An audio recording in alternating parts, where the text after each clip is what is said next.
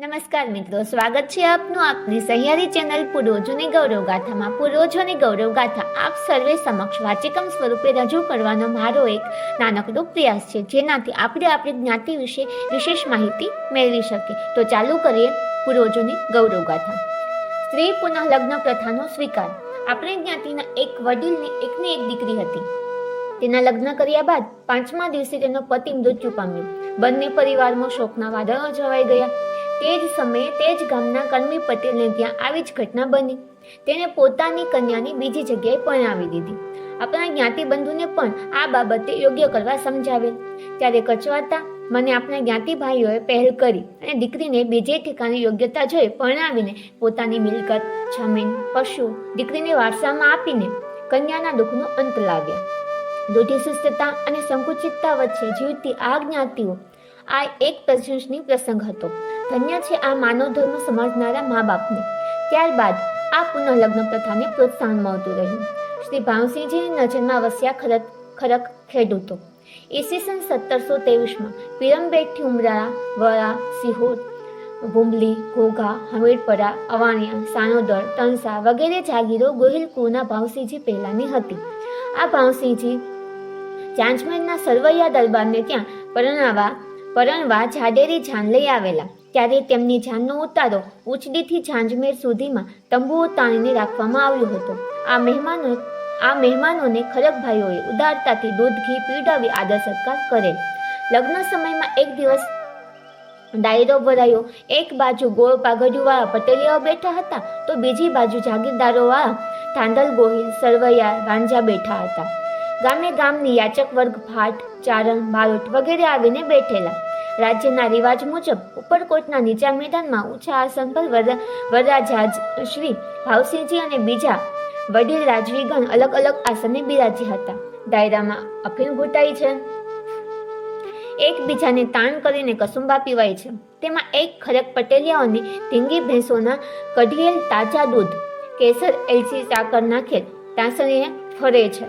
બાજુથી બાપુની બિરાદલીમાં ચંદો, દુઆઓ, પ્રશંસાના કાવ્યો લલકારતા ભાટ, ચારણ અને બારોટ પણ ખુશાલીમાં છે। ખુશ થયેલા ભાવસિંહજીના ઈશારે તેમના કારભારી પસેડીમાં બાંધેલ રાણી સિક્કાઓ યાચકોને દાનમાં આપી રહ્યા છે। યાચક વર્ગ રાજી થઈ આશીર્વાદ વરસાવતા હતા। આ સમયે બાપુનો લગ્નોત્સવ નિહાળવા ખાસ આવેલા ખરકના બારોટના વંશજો શ્રી ચંદ્રભાનજીના વંશજો જરા દૂરથી બાપુની વિલાસિતાની ડાયરો નિહાળી રહ્યા હતા। તેવામાં કારભારીએ તેઓની બાજુમાં આવી યાચક ગણી તેમને દાન આપવા હાથ લંબાવ્યું, પણ આ બારોટ દેવ નિરપેક્ષતાથી ઊભા રહ્યા, દાન સ્વીકારવા હાથ લંબાવતા નથી। કારભારીએ કહ્યું કે તમે બાપુના લગ્નોત્સવ નિમિત્તે આ ખુશાલીમાં દાન ફૂલ નહીં લો તો ફૂલની પાંખડી રૂપે સ્વીકારો। આ શ્રી બાબા ચંદ્રભાનજીના સદસ્યો નમ્ર ભાવે અસ્વીકાર કરે છે। કારભારી તેઓને કંઈક વધુ દાન આપવાની તૈયારી બતાવે છે, પણ તેમ છતાં તેઓ સ્વીકારતા નહોતા। આ ઘટના બાપુની નજરમાં દૂરથી આવતા તેને કારભારીને હુકમ કર્યો કે તેને માંગે તેટલું આપો, તેમને સંતોષ થાય તેટલું આપો। ત્યારે એક પીઢ અને વૃદ્ધ બારોટજી જેઓ શાંતિથી બેઠા હતા, તેઓ ઊભા થયા અને શ્રી ભાવસિંહજીને નમસ્કાર કરી બોલ્યા કે બાપુ, અમે ખરેક પટેલિયાના બારોટ છીએ, પરંપરાથી કોઈનું તેમના સિવાય સ્વીકારતા નથી, તો માફ કરો મહારાજ, અમો આપનું દાન સ્વીકારશું નહીં, અમો તો આપનો લગ્નોત્સવ માણવા જ આવ્યા છીએ। આ સાંભળી અચંબો પામેલી શ્રી ભાવસિંહજી ખુદ આસન પરથી ઉતરી બારોટદેવ પાસે આવ્યા। કારભારીને કહ્યું કે તેઓ ખુશ થાય તેટલું આપો। તેઓ એમ માનીને નજીક આવ્યા કે હું ખુદ જઈશ એટલે તો સ્વીકારશે। બારોટદેવે નમ્રતાથી જણાવ્યું, બાપ, તમે પીરમની પાટશાહી આપો તો પણ અમે ન લઈએ। અમે અમારો જમણો હાથ આ ખરક પટેલી આગળ જરૂર લંબાવ્યો છે। ડાબા હાથથી કમાણી સૈકાઓથી ખાતા નથી, ખાવી નથી અને પ્રાણ હશે ત્યાં સુધી ખાશું પણ નહીં। ડાયરો પણ ઝંખવાનો। શ્રી ભાવસિંહજીને આ શબ્દો ખૂચ્યા, પણ સાવધ થઈ સાંભળી રહ્યા અને પોતાના આસને જતા રહ્યા। પાછળથી શ્રી ભાવસિંહજીએ તેમના સસરાને પૂછ્યું, આ ખરક જ્ઞાતિના લોકો કોણ છે, જેના સિવાય યાચક વર્ગ હોવા છતાં બીજાને સ્વીકારતા નથી? હમણાં પણ શ્રી મોરારી બાપુનું દાન પણ સ્વીકાર કરેલ છે। શ્રી ગજરાજસિંહે કહ્યું કે આ ખરક પટેલિયાઓએ મારી વૈભવતાને મળતી બચાવી છે। આ ઉપરકોટના કાંગરાની કિંમત તેને લીધે જ છે. આ બારોટો તેના સિવાય કોઈનું કંઈ જ દાન સ્વીકારતા નથી. તે વાત સાચી છે. કમાલ છે. વાહ યાચક! અને શું એના યજમાન શ્રી ભાવસિંહજીની બુદ્ધિમાં એક અનેરી છાપ ઊભી થઈ. તમામ લોકો વિખરાઈ ગયા.